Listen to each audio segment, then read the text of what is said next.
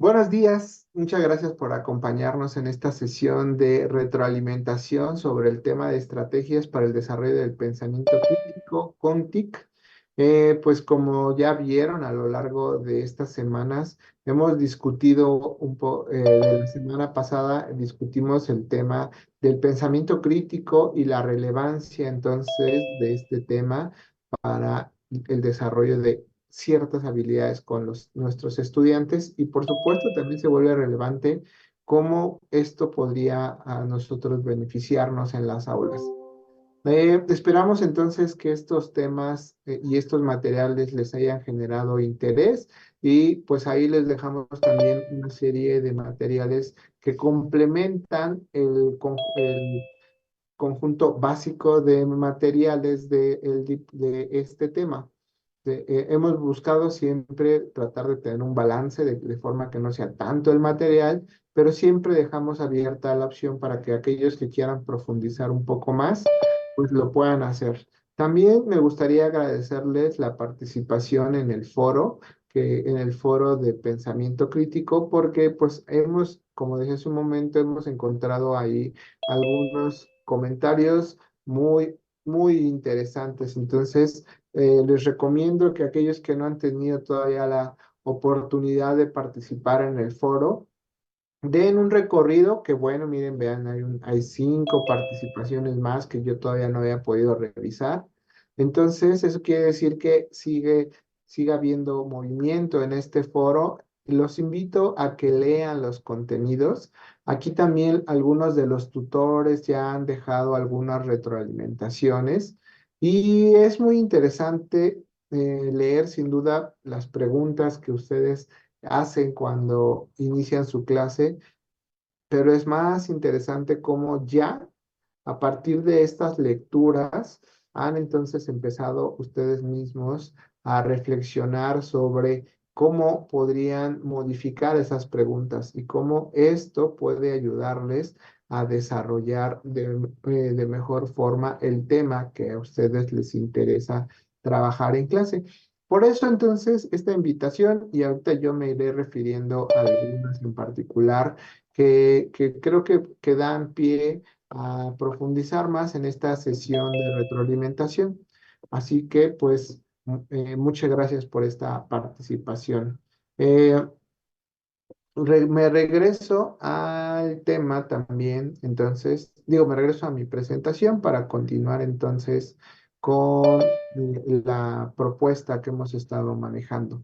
Pues entonces ya veíamos la relevancia del pensamiento crítico como para el desarrollo de estas habilidades y competencias que deben tener los estudiantes que deben de tener nuestros estudiantes cuando se desarrollan o cuando queremos que trabajen con nosotros en clase, en nuestros espacios, pero también ya como parte de la sociedad de la información. Entonces, como en este mundo ya tecnologizado, pues es indispensable tener algunas habilidades. ¿Qué tipo de habilidades? Por supuesto, el pensamiento crítico es una de ellas, entendido entonces como esta otra forma de pensar, donde a partir de esta nueva forma de pensar también tenemos que desarrollar estas habilidades para poder comunicar nuestros argumentos, para poder comunicar nuestras ideas de una manera muy clara.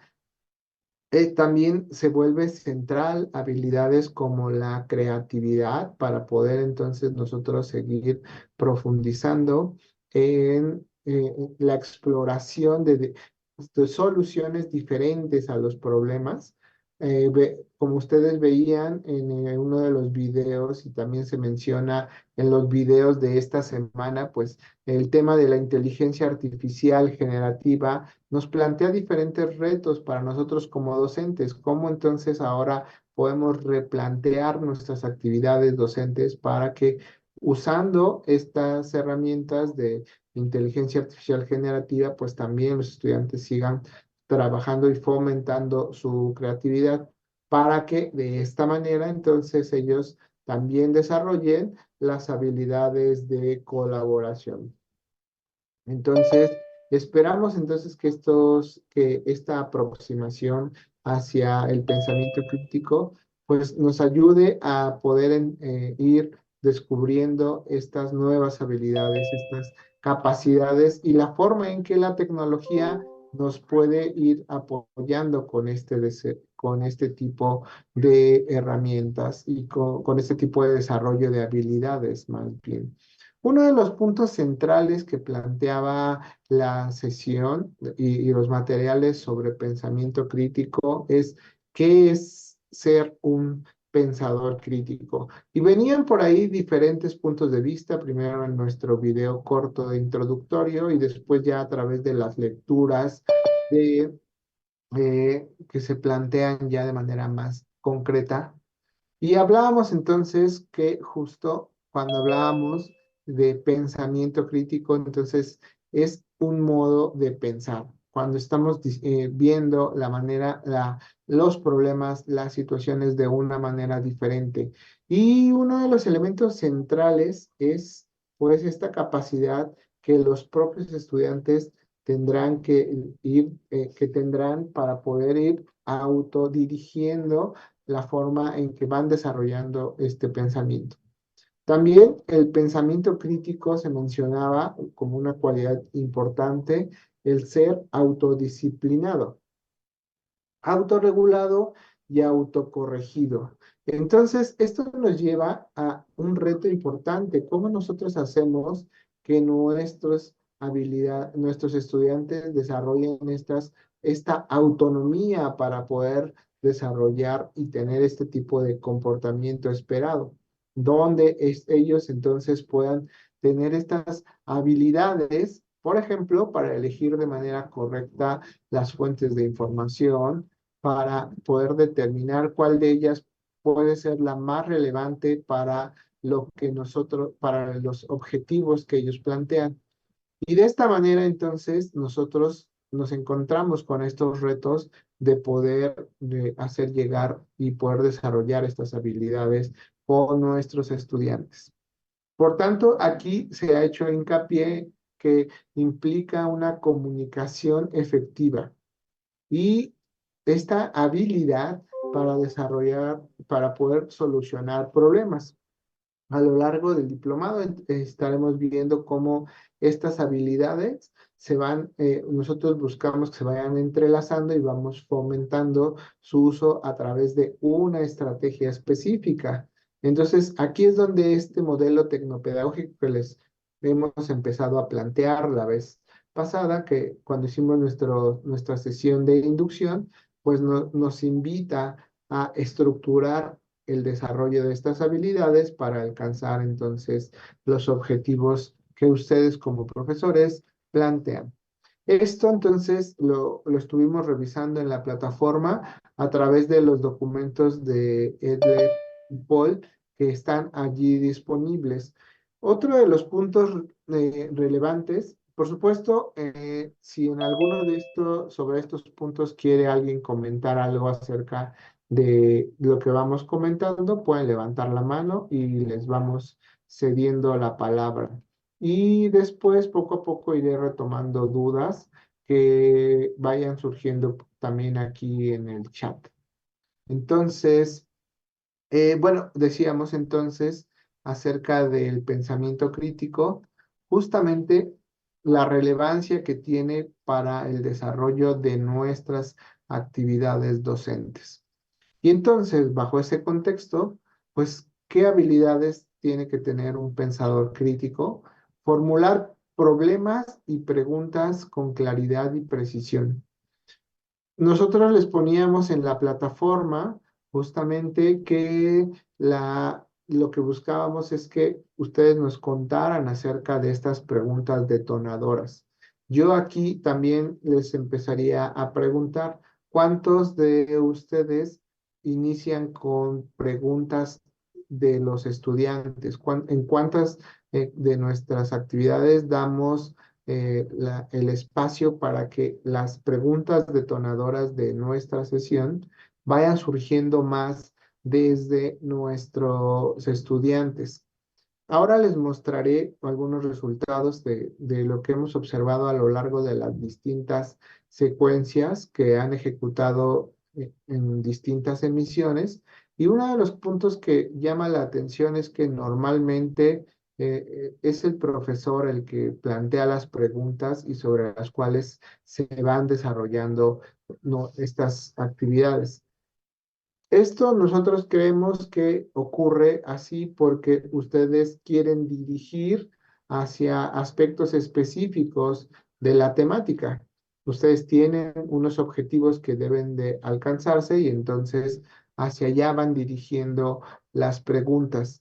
Entonces, en algunos puntos, en muchos casos, eso pues, eso es importante, pero hemos encontrado también experiencias interesantes cuando las preguntas las construyen los estudiantes. Y en conjunto con los docentes, pues se va verificando la dirección de las preguntas para orientarlos hacia lo que ustedes realmente les interesa explorar del tema.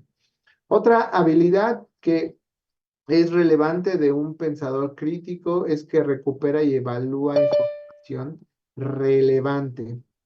Entonces, aquí ya lo relacionamos con con estas necesidades y habilidades que debemos desarrollar en nuestros estudiantes, poder determinar cuándo la información es relevante, que además debe ser apropiada. Ellos se deben apropiar de ella y entonces esto pues son aspectos que debemos de cuidar a través de nuestras secuencias. Nuevamente es aquí donde estas estrategias como las preguntas detonadoras se vuelven interesantes, más en particular cuando vemos el modelo DDS. En el modelo DDS uno de los aspectos centrales pues es la tesis que se plantea y sobre esa tesis cómo los alumnos trabajan para argumentar sobre ella. Y ahí es donde, en este sentido, los alumnos tendrán entonces que elegir las fuentes de información relevantes y tendrán que apropiarse de ella para poder formular los argumentos. Otra habilidad central del pensador crítico es la capacidad de generar conclusiones y soluciones a los problemas que pudo haber identificado. Nuevamente, si regresamos al modelo DDS, pues esto justo ocurre cuando, o puede ocurrir cuando nosotros llegamos a un espacio donde se contrastan los distintos argumentos. Esto pues da pie a que en estos espacios de discusión, en estos espacios de discusión abiertos, ya sea a través de la misma plataforma, la tecnología que estemos utilizando, un foro o un chat de discusión, pues puedan irse compartiendo las opiniones de los distintos participantes y empezar a generar conclusiones a partir de contrastar estos distintos argumentos y de esta manera ir estructurando esta información para construir las soluciones. Otra habilidad de un pensador crítico es su capacidad de pensar con una mente abierta, tener esta capacidad de poder escuchar a los demás, de tener la capacidad también de reconocer cuando no conocemos del tema y entonces estamos en posibilidades de aprender desde otros puntos de vista, de aprender de las opiniones de los demás.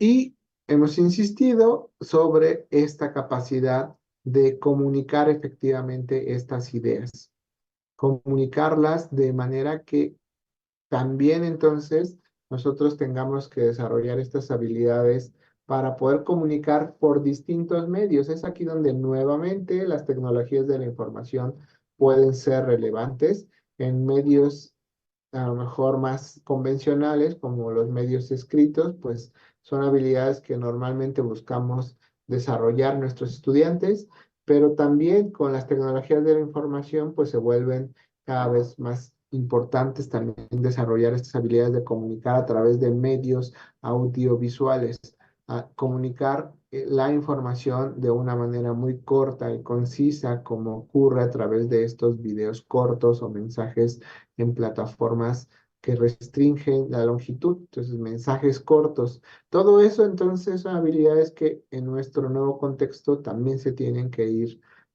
desarrollando. No sé si hasta aquí acerca de el pensador crítico y en general sobre el pensamiento crítico, alguien quiera comentar algo. Escuchamos por acá sus comentarios en el chat o también pueden levantar la mano.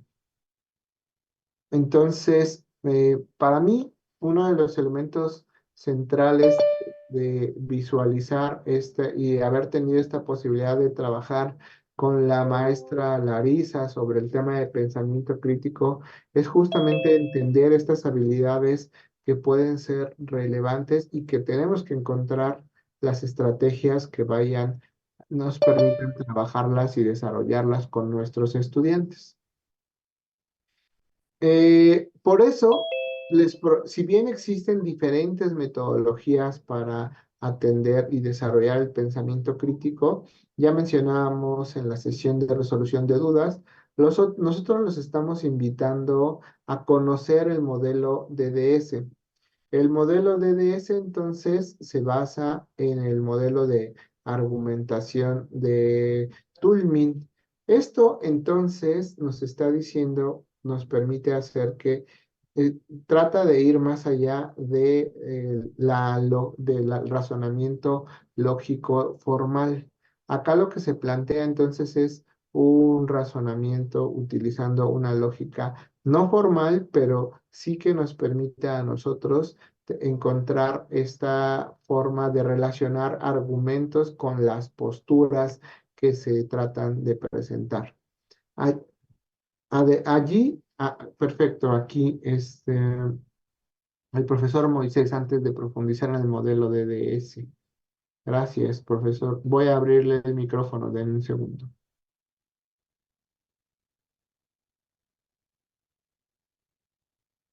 Ahí, si le da clic, ya puede abrir su... Listo, lo escuchamos.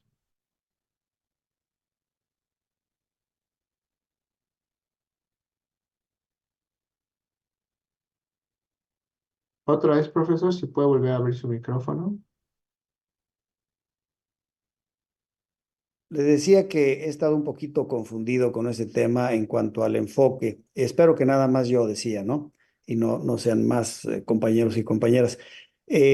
Nosotros como formadores de recursos humanos creo que debiéramos de tender a formar muchachos, muchachas con pensadores críticos. Es decir, ese debe de ser el enfoque, ¿no? Que tratemos de que nuestros estudiantes sean pensadores críticos.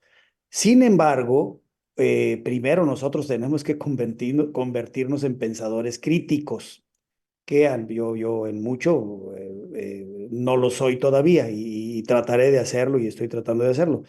Pero me confunde un poquito si el enfoque de este tema es para que nosotros adoptemos esta forma de pensar o son estrategias para hacer que nuestros alumnos se enfoquen a pensar de esta forma, para formar pensadores críticos o para nosotros desarrollar la capacidad de pensar en forma crítica. Esa es mi duda, profesor. Gracias.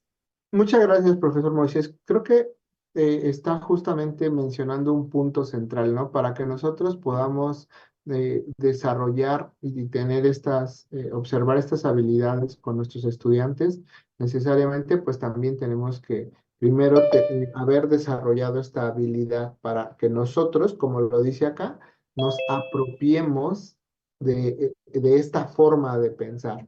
Entonces, seguramente muchos de ustedes ya han trabajado con estrategias de pensamiento para el desarrollo de pensamiento crítico y aquellos que entonces ya lo conocen, pues la invitación de estos materiales es a volver a revisar y volver a pensar acerca de cuáles son estas habilidades. Entonces, los materiales tienen estos dos objetivos que mencionaba el profesor Moisés.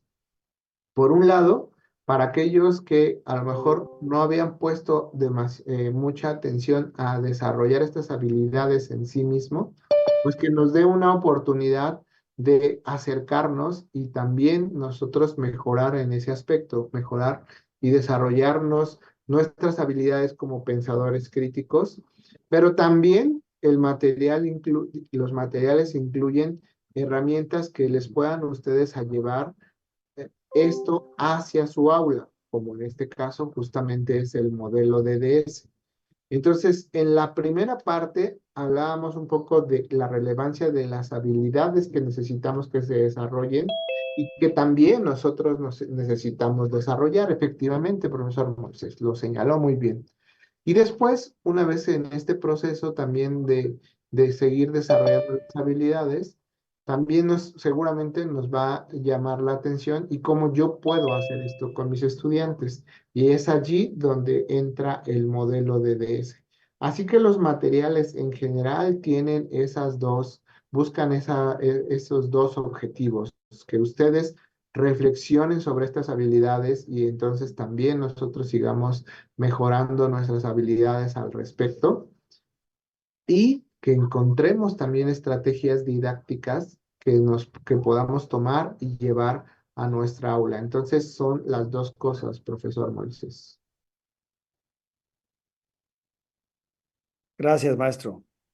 Eh, Al contrario, por acá en el chat dice el profesor Eduardo, yo he estado descubriendo que al menos en mi asignatura son algunos contenidos procedimentales los que van muy bien con esta propuesta. Soy de química, por ejemplo, en la realización de prácticas de laboratorio aplicado a la resolución de problemas. Efectivamente, de pronto a lo mejor cuando hablábamos del modelo DDS y decíamos que se basaba en este esquema de lógica no formal, de pronto parecería que pudiera ser solo asociado a temas tal vez más como de filosofía pero eso no es así. Efectivamente, lo podemos también llevar a estos ejemplos de áreas más de las ciencias.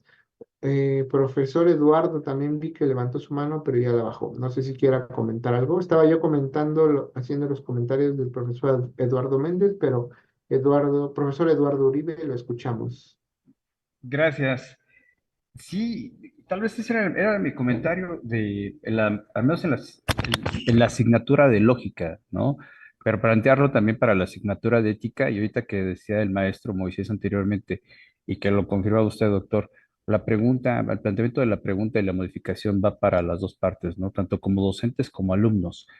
¿Cómo le hacemos a los alumnos que lo piensen de esa manera y también como docentes, cómo empezamos a pensarlo nosotros?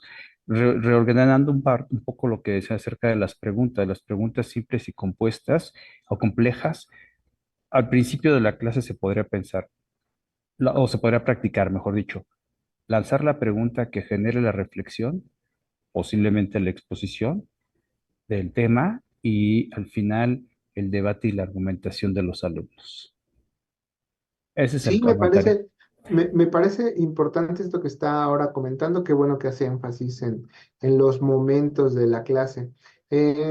Escuchando, también conversando con la profesora Larisa en otras sesiones, un profesor en algún momento le comentaba, ¿qué pasa con estas preguntas simples y complejas? Y cuando llegamos a las preguntas complejas, hay una categoría que dice que son preguntas basadas en hechos. Y entonces a él le surgía la duda de si no son entonces las mismas, las simples y las complejas. Y ella justamente comentaba que, como ya lo mencionaba, a lo mejor en esta primera etapa las preguntas simples son aquellas que podemos responder de manera directa, pero no es lo mismo que sean preguntas basadas en hechos, porque nuevamente nosotros podemos estructurar los hechos para construir las argumentaciones. Entonces sí puede ser, como bien dice el profesor Eduardo Iturbide, precisamente al principio, como una apertura de ideas, podemos arrancar con preguntas más amplias, más simples hasta cierto punto de vista, porque nos permiten introducir el tema. Y después, si ustedes deciden utilizar preguntas complejas, sí, pero que su respuesta está basada en hechos donde esos hechos los tengan que estructurar para argumentar. Y justamente en casos como lógica es donde ocurre mucho eso, ¿no? Nosotros tenemos una serie de hechos con los cuales los estudiantes tienen que estructurar y construir una argumentación. Habrá en otras áreas donde a lo mejor la pregunta compleja requiera que ellos den su punto de vista, que no es lo mismo que ocurre en algo como lógica, ¿no? Donde ahí sí esperamos que los argumentos se basen en los hechos estructurados probablemente, dependerá ya justo de las temáticas. Pero creo que lo explica bien el profesor Eduardo Iturbide. Muchas gracias por esta intervención, porque efectivamente allí es donde no estamos diciendo que unas sean malas o las otras sean mejores, sino que encontrar el momento donde cada tipo de pregunta nos pueda ayudar a nosotros a desarrollar los contenidos de acuerdo al enfoque que ustedes quieran. Entonces, eso me parece central, lo que acaba de comentar. Y lo retomo nuevamente regresando al modelo de DS precisamente y lo asocio con lo que comentaba el profesor Moisés, ¿no? Si a lo mejor yo en mi tema no había tenido la oportunidad de explorar de manera más explícita el pensamiento crítico o desarrollar las habilidades de pensamiento crítico con mis estudiantes, pues entonces el modelo de DS puede ser una herramienta que nos ayude a eso. Y precisamente entonces lo que decíamos, este se basa en estos modelos argumentativos de Turing y lo que busca hacer es una simplificación de los esquemas. A lo mejor aquellos que ya conocen los modelos de argumentación de Turing dirían, no, pero es que Turing va más allá de estructurar directamente los argumentos basados solo en fuentes. Bueno, entonces por eso insistimos en que el modelo de DS es una simplificación de esta propuesta, una simplificación que entonces nos permite estructurar una secuencia didáctica de una manera concisa y llevarla entonces al aula. También de pronto ustedes podrían decir, es que yo tengo un grupo, tengo dos grupos de 80 estudiantes, ¿cómo voy a evaluar las 80 tarjetas de ideas? Entonces, ahí es donde esta simplificación puede ser útil, precisamente porque a lo mejor estudiarla desde un enfoque más abierto como de argumentación, pues es más complejo. Entonces, el modelo de DDS ya propone una estructura más concreta, una estructura que también permite que nosotros las podamos evaluar y recuperar las observaciones de una manera más simple. También entonces esto nos lleva a que a través de esta propuesta del modelo DDS se propone la integración de dos aspectos centrales, ¿no? Dialógica y dialéctica, de manera que nosotros podamos estructurar ideas y presentarlas de una manera coherente. Por eso, aquí también es muy común que a través de las tarjetas de ideas, nosotros notemos que el estudiante está planteando es primero diciendo una postura, que tiene una postura, pero ya en la construcción de sus argumentos puede ser que él esté argumentando en el otro sentido y a lo mejor no lo alcanza a notar. O bien, cuando está escribiendo sus argumentos, lo lleva a darse cuenta entonces de que su postura era en el sentido contrario.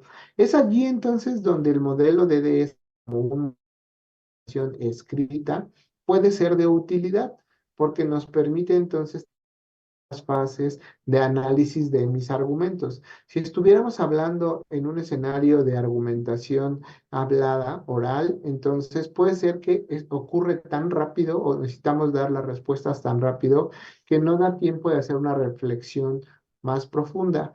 Las tarjetas de ideas están diseñadas entonces en este sentido, que cuando yo empiezo a revisar mi postura y mis argumentos, pues entonces puedo darme cuenta yo como elaborador de la tarjeta, que a lo mejor la postura inicial no era lo que yo planteaba. O bien, para el profesor también sean medios que le permitan evaluar de una manera más rápida los procesos de argumentación.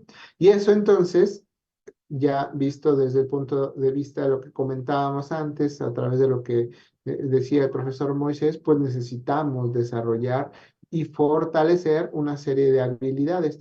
Habilidades, por un lado, metacognitivas asociados a cómo hacemos cómo construimos esta forma de pensar, cómo modificamos nuestra forma de pensar, y las habilidades cognitivas ya más específicas en cómo hacemos y estructuramos nuestros argumentos de una manera lógica para poder sostener la postura que se plantea. Entonces es interesante, pues, de esta manera el modelo de DDS porque nos permite desarrollar este tipo de estrategias en nuestra aula. Y además, no nos forza a que lo tengamos que hacer por un medio u otro. Las tarjetas de ideas pueden desarrollarse a través de un medio tradicional, como pudiera ser una hoja en papel, puede ser a través de un documento de texto o a través de la herramienta de Argumente que está disponible en la plataforma de la Quayet.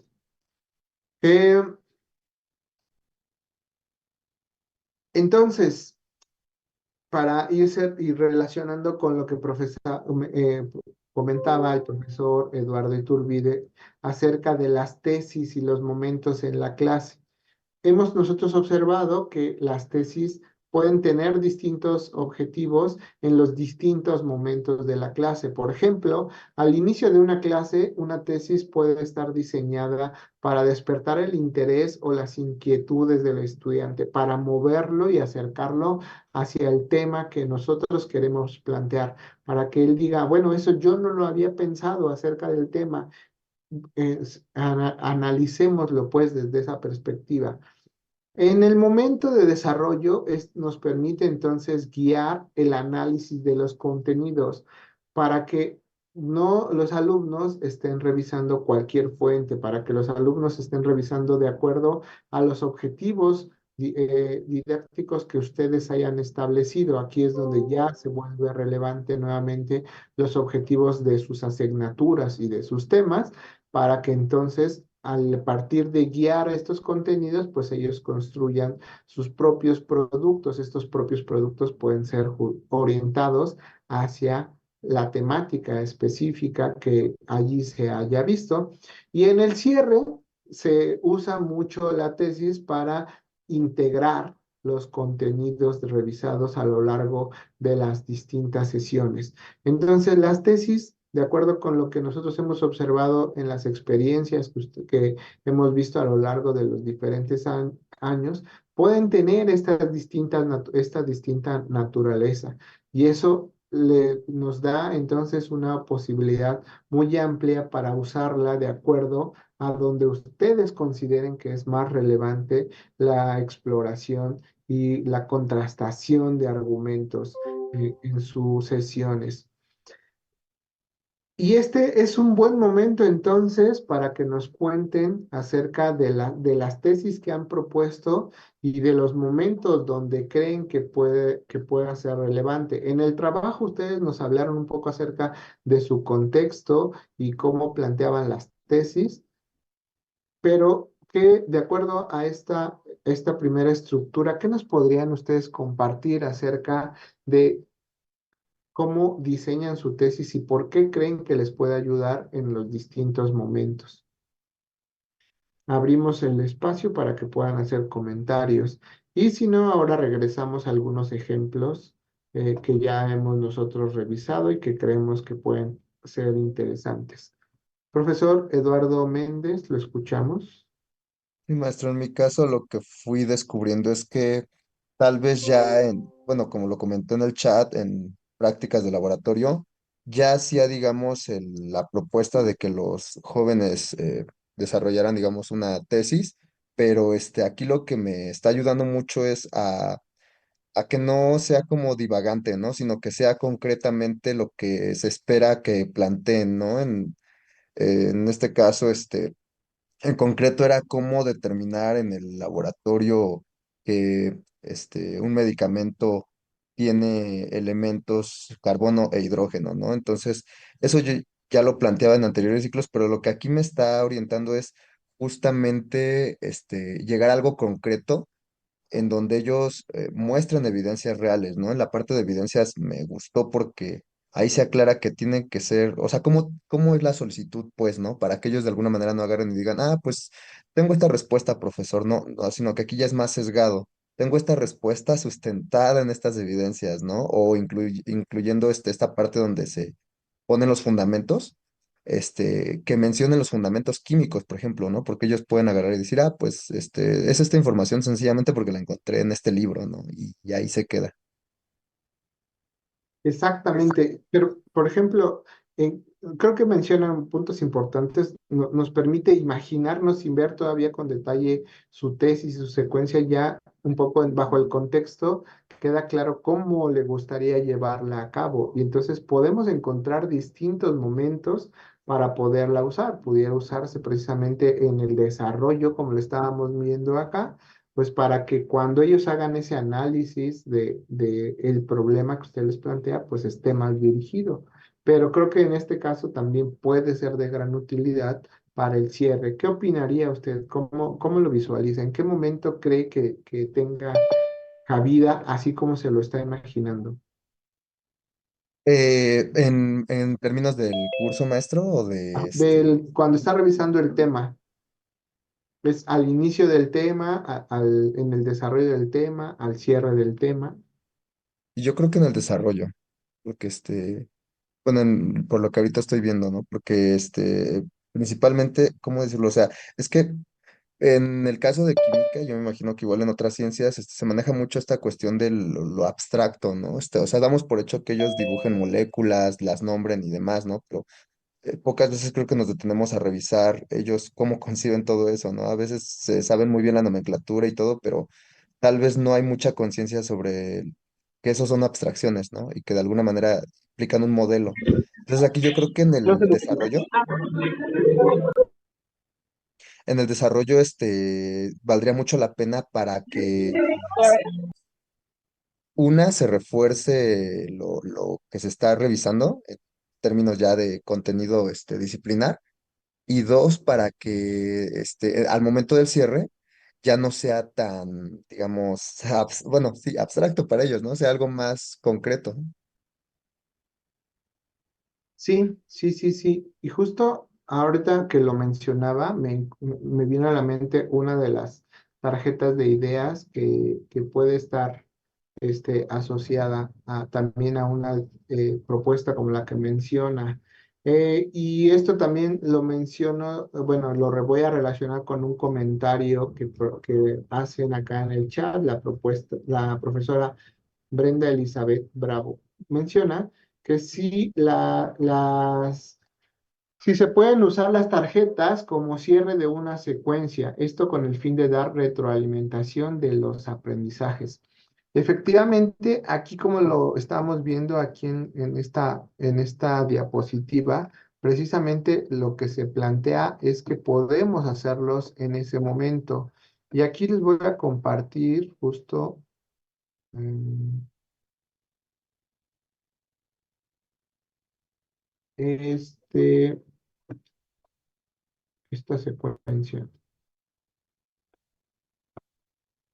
Esta me gustó cómo quedó estructurada. A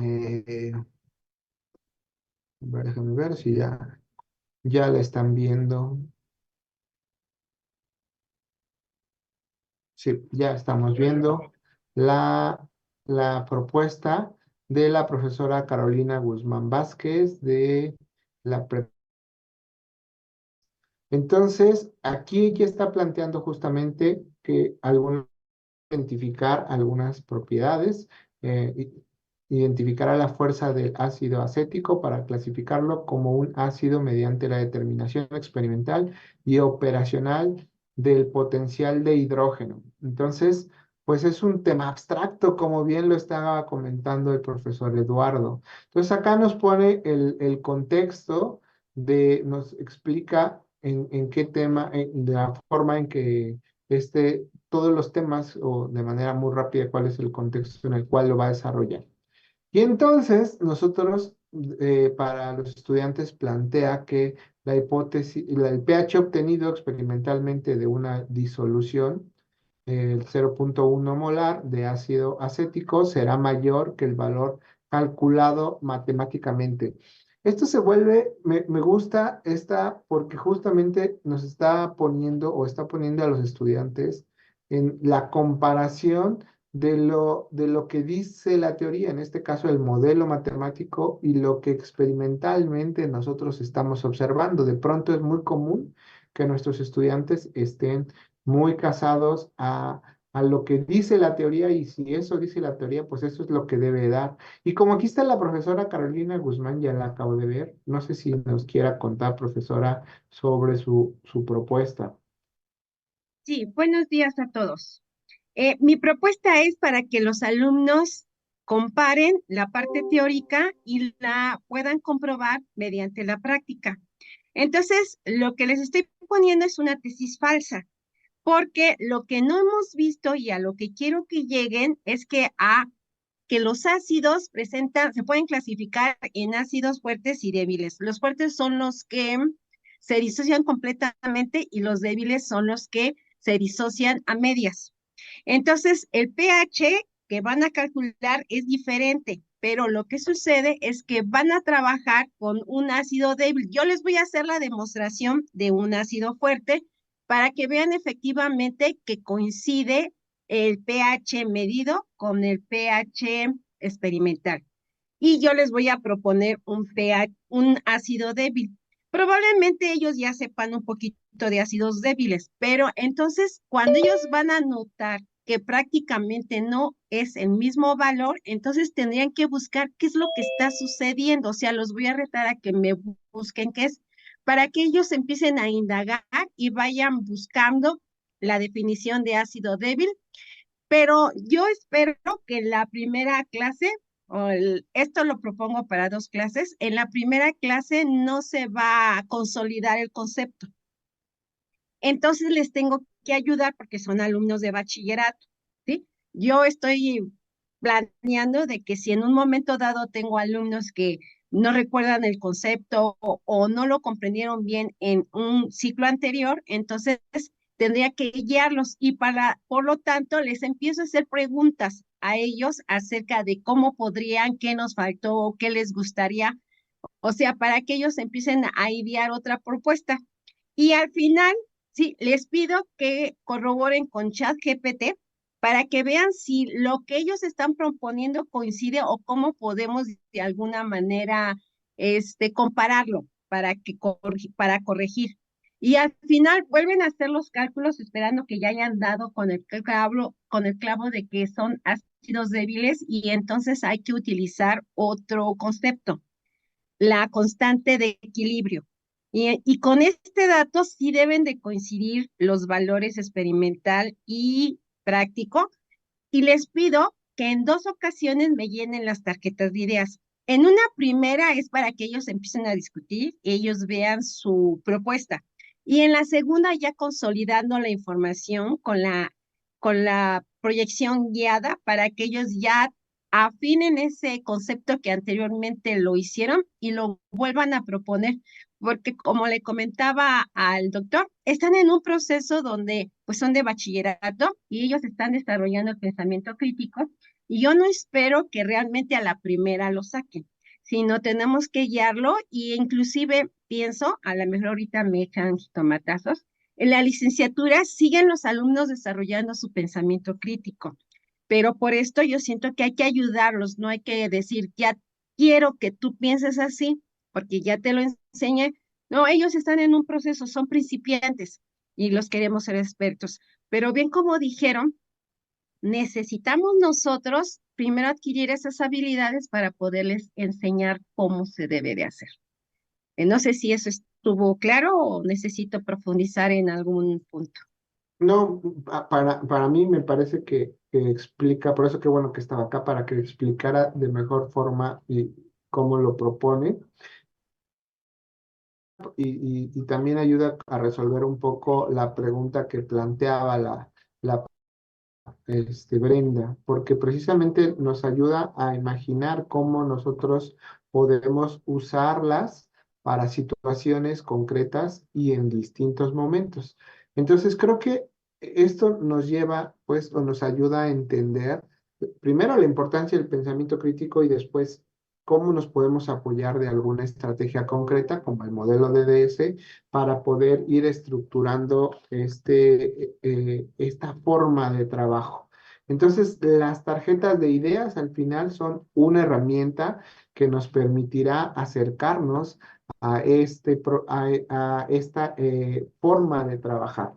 Insisto, no es la única y pues la invitación era que aquellos que no la conocieran pues se pudieran acercar y poder estudiar el proceso de esta manera.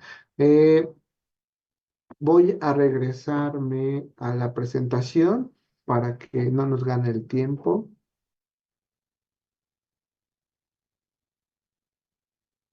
Y respetar y tratar de acotarnos a los tiempos que se establecieron. Por supuesto, si por alguna razón las dudas este, existen todavía algunas dudas, pues podemos extendernos un poco más, no se preocupen. Entonces, eh, algunas situaciones recurrentes que encontramos en las preguntas. Es un reto elaborar las tesis, más cuando a lo mejor de pronto estamos muy acostumbrados a desarrollar preguntas abiertas.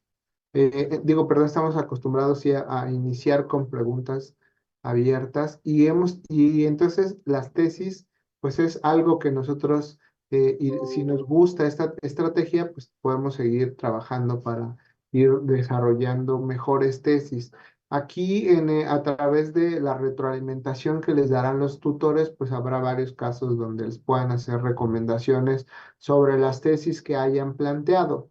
También es común que de pronto como tesis se plantee una pregunta abierta. Afortunadamente, en esta emisión del diplomado fueron menos los casos que presentaban estas preguntas demasiado abiertas que a lo mejor sí nos sirven para desarrollar, iniciar nuestra actividad, pero para el modelo de DDS no son las que estaríamos esperando que estén utilizando. También encontramos varios ejemplos donde se planteaban varias tesis. Eso no está mal, por supuesto, nada más hay que entender bien cómo quieren utilizar las diferentes tesis. Hemos encontrado algunas experiencias donde los docentes les dicen a los estudiantes, a ti generan varias tesis y las asignan a los distintos participantes del grupo.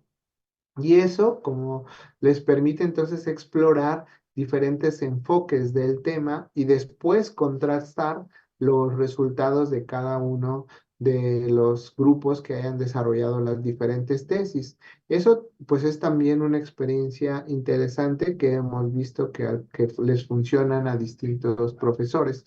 Eh, También es muy importante que ustedes analicen la respuesta esperada en esas tesis que ustedes han planteado. O sea, en la misma tesis que ustedes plantean, ¿qué es lo que ustedes esperan?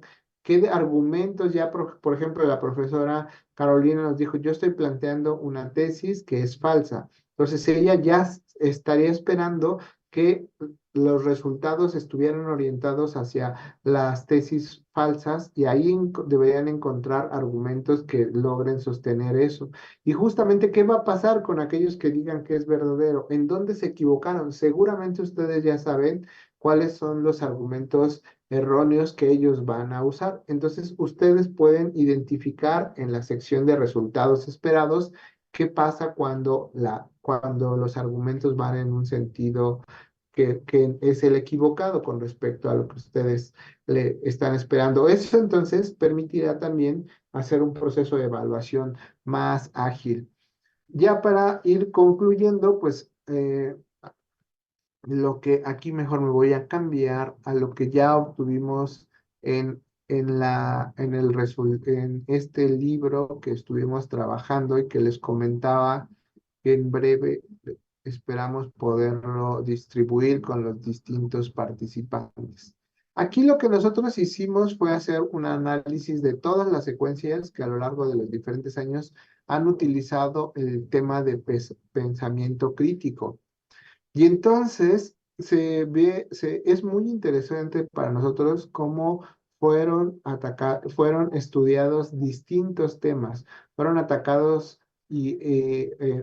con esta estrategia, analizados con esta estrategia, pues temas desde la descripción de fenómenos físicos y biológicos, temas como el origen de la vida en la Tierra, riesgos y beneficios de la automedicación, la importancia de reconocer estereotipos de género, el camino hacia la igualdad, los primeros pasos para la enseñanza de riesgos de desastres, secuencias didácticas en la asignatura Metodología de la Investigación Bibliográfica y Redacción, Camino a la investigación, una ventana al conocimiento. Acá nos hablan un poco más sobre el hombre, naturaleza, literatura y argumentos, variables y expresiones matemáticas, enseñando cambio climático y reacción química con enfoque interdisciplinar. Aquí este fue muy interesante porque vieron, lo llevaron en conjunto en una asignatura de biología y química en el bachillerato y, por ejemplo, también para temas como la guerra de Rusia a Ucrania, desde esta reflexión histórica del presente y el pasado. Eso entonces nos habla a que estas estrategias de pensamiento crítico, ya ustedes lo han estado empezando a reflexionar, pues pueden ser aplicadas a distintas áreas y para el pensamiento crítico entonces es fundamental para cualquiera de nuestras áreas. Los invitamos entonces, ya con esto concluyo esta primera parte de mi participación. Nos quedamos todavía a resolver dudas que por ahí pudieran existir. Los invito a que si todavía quieren seguir comentando algo sobre el pensamiento crítico, participen en este foro de reflexión sobre el pensamiento crítico, leamos lo que están comentando nuestros compañeros y entonces en conjunto sigamos reflexionando de manera síncrona a través de la plataforma. Entonces, pues esos son los puntos que yo quería retomar en estas sesiones. Habían eh, más ejemplos que me hubiera gustado presentar, pero bueno, ya se nos fue el tiempo y tampoco no quiero excederme demasiado y quiero dejar espacio para resolver algunas dudas que por ahí ustedes tengan. Adelante, abro el espacio para sesión de dudas. Profesor Benjamín, sí. Hola, muy buenas tardes a todos, a todas. Yo solamente tengo una duda operativa. Ya me metí a la plataforma. En una parte encuentro que es la siguiente tarea, que por lo que veo que es un lienzo donde hay que redactar, pero no encuentro la tarea habilitada en la plataforma. Eh, a ver, aquí estoy entrando a la plataforma. Ya el siguiente tema es búsqueda y organización de información. Exactamente, sí, los materiales ya los vi disponibles, solo Ajá. que por un lado, o sea, digo, en la ventana específica de tareas, no está contemplada, no está el deber para este lunes, sino solamente está una tarea a medio hacer o un posteo a medio hacer sobre reflexiones del pensamiento crítico y que dice que es Bueno, para el primero de la mayo. tarea asociada esta semana es esta que dice 2.5 actividad, cómo mejorar las estrategias de búsqueda de información. Ajá, pero es que desde mi navegación, maestro, Ajá. en donde dice tareas, solamente aparece contrato pedagógico, la que le entregamos este lunes pasado, y luego hay una ventana que dice primero de mayo, algo de pensamiento crítico.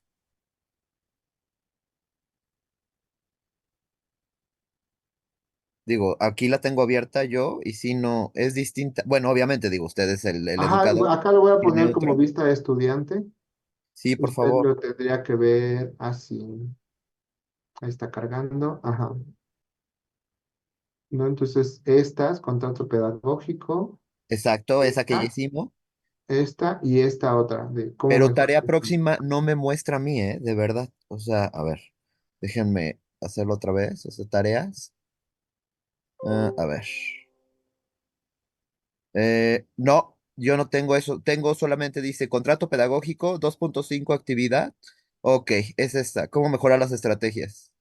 Sí. Ok, sí, ok, ya lo veo Sí, aquí. esta Sí, no sé, muchísimas la gracias. vamos a borrar, se quedó por ahí de alguna. Sí, creo que sí, o sea, como que todavía coexisten los dos calendarios, ¿no? O sea, de la edición anterior y esta, pero sí, ya lo veo. Dice, entonces la que tenemos pendientes para este lunes 29, ¿cómo mejorar las estrategias de búsqueda? Sí, Perfecto, le agradezco mucho, maestro. Ya esa era mi duda operativa. Muchas perfecto. gracias.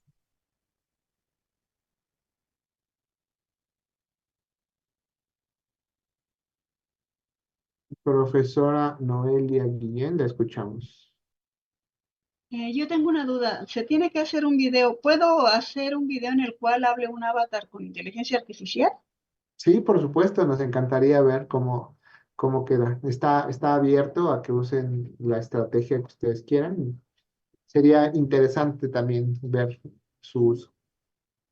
Ah, ok, bueno, gracias. Gracias. Profesora Dulce, ¿la escuchamos? Buenas tardes, maestro. Ya tardes. Este, tengo una pregunta con respecto a la tarea. En esta ocasión no nos pusieron ejemplo, ¿verdad? De cómo es que se va a realizar la tarea como el de la vez pasada. No, no, en este caso no. En este solamente está la actividad descrita. Híjole, es que a mí sí se me hace difícil comprender ese modelo del Gavilán y cómo lo voy a comparar con las estrategias de búsqueda que utilizan mis alumnos. A mí sí me cuesta trabajo, maestro, em, saber qué es lo que voy a hacer como producto final y ya revisé el modelo del Gavilán y sí tiene como muchos pasos y se me hace un poco complicado hacer la comparación.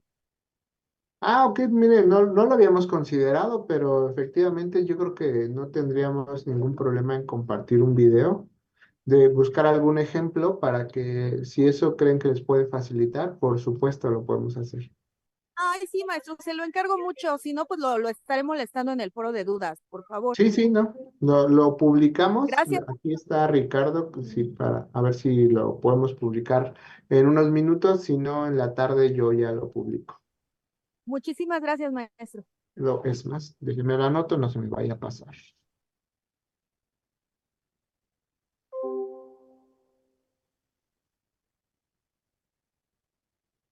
Muy bien. Pues no sé si alguien tenga otra duda. Por acá decía la profesora Lilian sí, Rendón que se quedaba al final después de la grabación. Con gusto podemos apoyarle. Si no hay más dudas, pues muchas gracias porque se hayan conectado a esta sesión. Recuerden que en la plataforma quedan grabadas las actividades, las sesiones de dudas y retroalimentación también van apareciendo ahí. No se preocupen por el pase de lista, el equipo a partir de los que se van conectando, mientras tengan su nombre en su Zoom, en su sesión de Zoom es más que suficiente.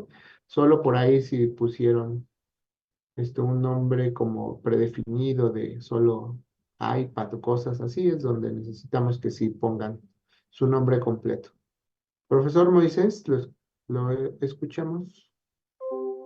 Muchas gracias, maestro. Es una solicitud, si fuera posible. El modelo Gavilán, la ficha de modelo Gavilán es una ficha algo larga, como dijo ahorita la maestra que me antecedió en la palabra. Eh, no sería posible, pero es un PDF, con tal de no usar papel y no producir más documentos, no sería posible que nos facilitaran no el PDF, sino el editable para que uno pudiera, o un PDF que se pudiera rellenar para no estar haciendo uno documentos ni en papel ni documentos aparte. ¿Sería posible eso? Déjeme ver si podemos tenerlos. Yo creo que sí, podemos pasarlo a algún otro formato. Muchas gracias. Sí, al contrario. Voy a detener la grabación. Muchas gracias y que tengan un excelente fin de semana. Gracias.